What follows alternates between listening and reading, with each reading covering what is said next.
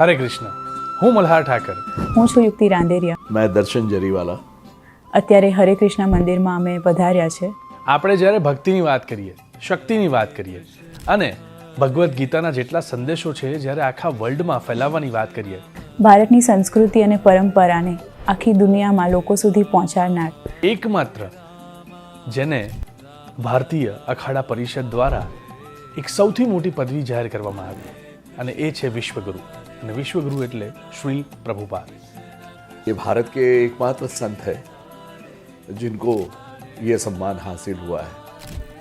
આ પદવી એ દરેકે દરેક ભક્ત માટે અને દરેકે દરેક એમના ફોલોઅર માટે એક બહુ જ અનેરો અવસર છે કે એને વધાવીએ અને વિશ્વગુરુના રંગમાં રંગાઈ જઈએ.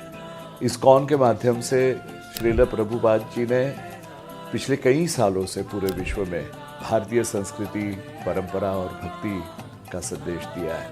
ત્યારે ખૂબ વંદન કરીએ આપણે વિશ્વગુરુ શ્રીલ પ્રભુપાદને. હરે કૃષ્ણ. श्रील प्रभुपाद ने कहा यदि पश्चिम और पूर्व एक साथ मिलकर काम करें तो हम सब दुनिया में शांत, समृद्धि और सुख की ओर प्रगति कर सकते हैं.